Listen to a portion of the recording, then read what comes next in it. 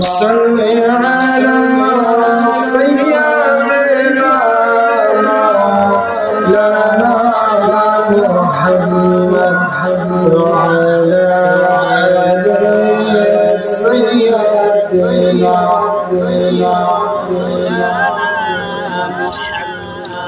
তাহাজ্জুদের জায়নামাজে মরণ দিয়া ঘুমানাই একান্তে দিনের কাজে কবুল করে নিও আমায় আল্লাহ আল্লাহ সাল্লি আলা সাইয়্যিদিনা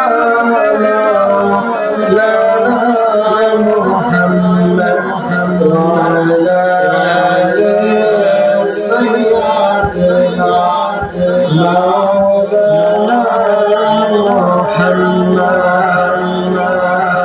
আলহামদুলিল্লাহ সমস্ত প্রশংসা আল্লাহ তাআলার জন্য যে রব্বুল আলামিন আমাদেরকে বাঁচিয়ে রেখে হায়াত দিয়ে দুনিয়ার বিকাশ কাম থেকে বিরত রেখে মসজিদের বাৎসরিক মাহফিল জান্নাতের বাগানের মধ্যে বসার জন্য তৌফিক দান করেছেন।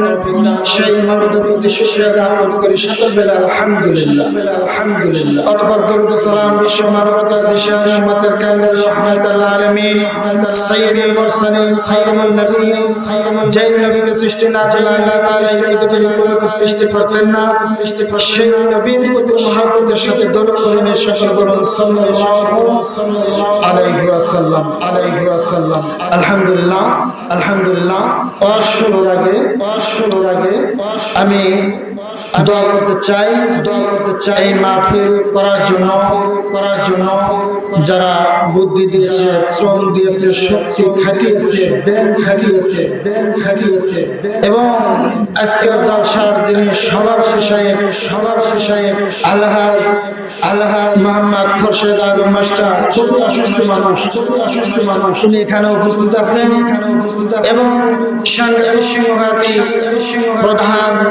প্রধান জনাব আব্দুল গফফার মাস্টার দাদাজান উনি উপস্থিত আছেন। সকলের জন্যই দোয়া করি আল্লাহ তাআলা প্রত্যেককে হায়াতে তয়্যিবা দান করে সকলে আলহামদুলিল্লাহ। আমি কোরআন কারীম থেকে দুটা সূরার মধ্যে থেকে আয়াত তেলাওয়াত করেছি।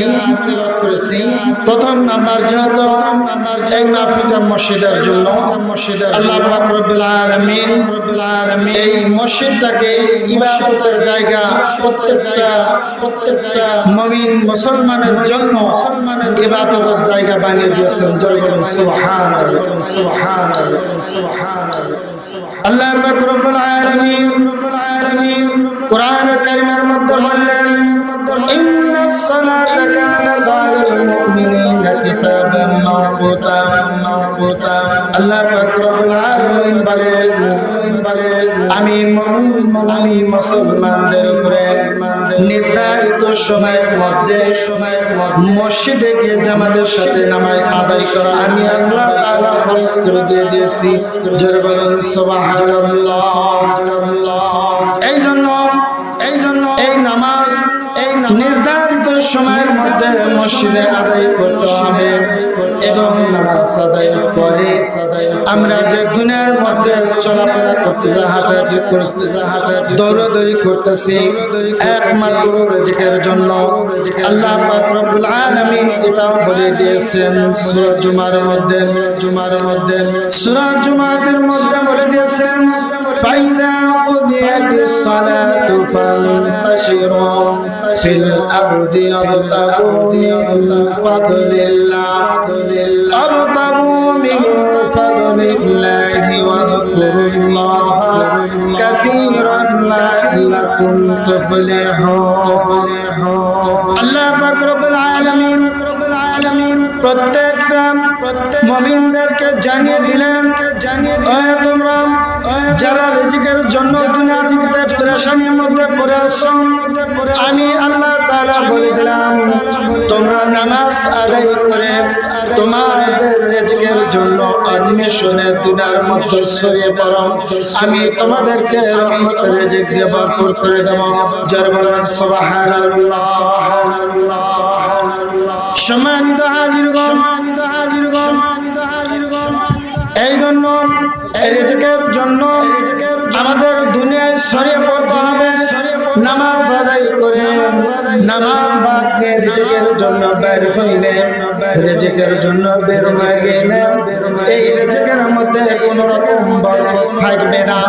আর এই রিজিকের মধ্যে থেকে আমাকে আপনাকে এই প্রত্যেকটা প্রতিষ্ঠানের জন্য, মসজিদের জন্য এবং অন্যান্য প্রতিষ্ঠানের জন্য এই রিজিকের মধ্য থেকে আল্লাহর রাস্তায় দান করতে হবে। এই রিজিকের জন্য কত মানুষ অনাহারে দিন কাটাচ্ছে, এই রিজিক না পাওয়ার কারণে কত মানুষ না খেয়ে আছে। আমার নবীও দুনিয়ার মধ্যে যখন ইসলাম প্রচার করতে গেছেন 3 দিন 7 দিন পর্যন্ত না খেয়ে থেকেছেন। আল্লাহ পাক রব্বুল আলামিন নবীকে বললেন, ইন্নাল্লাহা মা'আস সাবিরিন, হে নবী আপনি সবর করুন, সবরের মাধ্যমে আপনি সব কিছু ফয়সালা পেয়ে যাবেন। যারা বলেন সুবহানাল্লাহ সুবহানাল্লাহ। সম্মানিত হাজিরগণ, আমি আপনাদের সামনে একটা ঘটনা বলছি।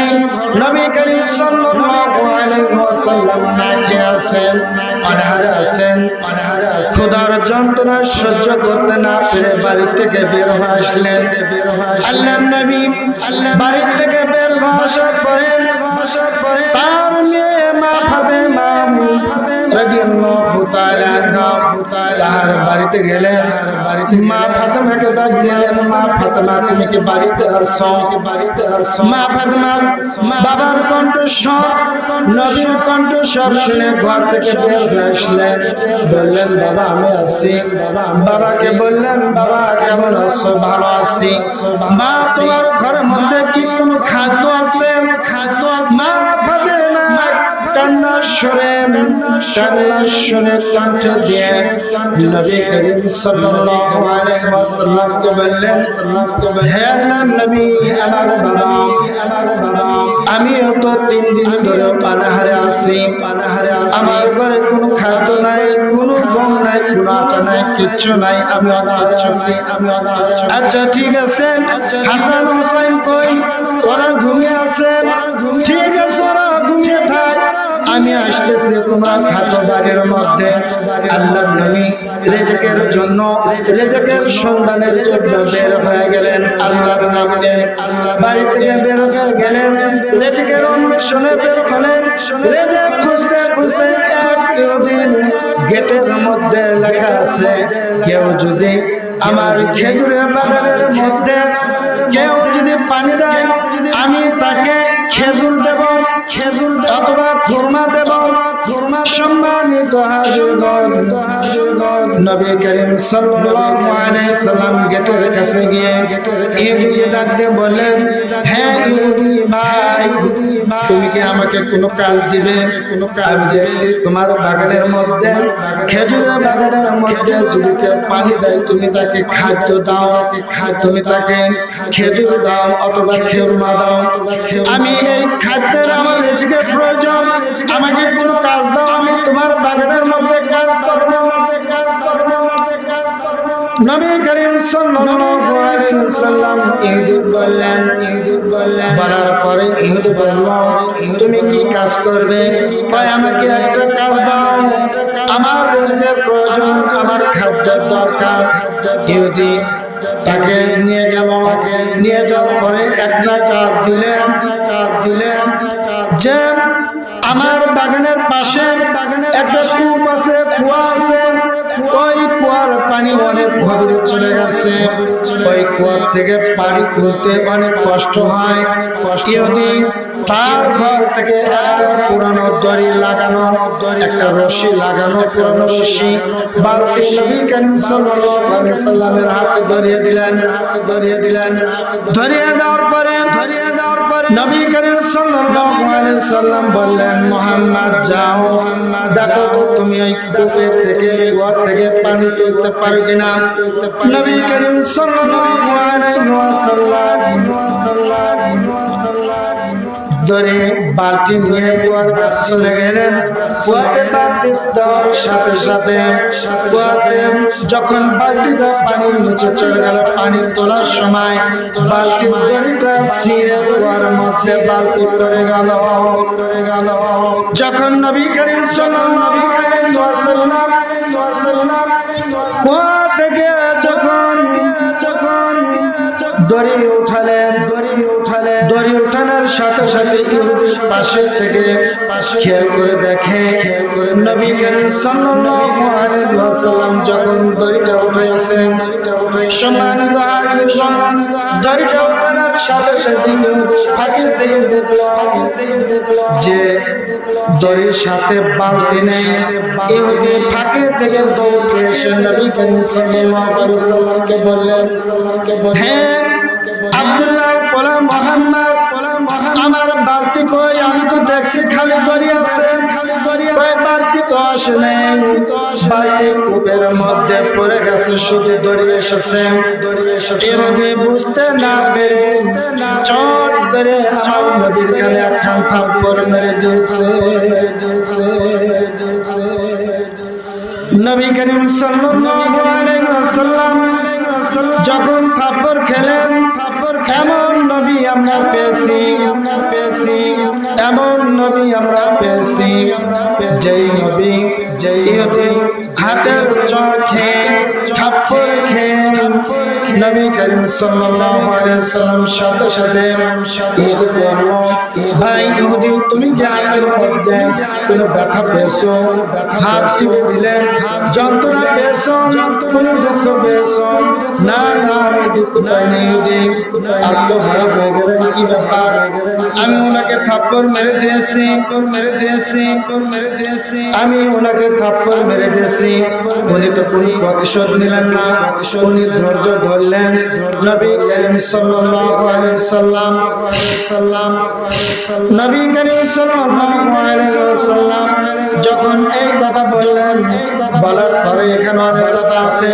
সম্মানিত হাজিরগণ, কিছু খেজুর নবী করিম সাল্লাল্লাহু আলাইহি সাল্লামকে দিলেন। নবী করিম সাল্লাল্লাহু আলাইহি সাল্লাম দোকান থেকে খেজুর নিয়ে চলে গেলেন। সম্মানিত হাজিরগণ, আরো অনেক কথা আছে, আর বলা সম্ভব না, সময় শেষ। আমি এ পর্যন্ত যতগুলো কথা বললাম, আল্লাহ তাআলা আমাকে এবং আপনাদেরকে এর উপর আমল করার জন্য তৌফিক দান করুন। সকলে আমিন। আসসালামু আলাইকুম ওয়া রাহমাতুল্লাহি ওয়া বারাকাতুহু।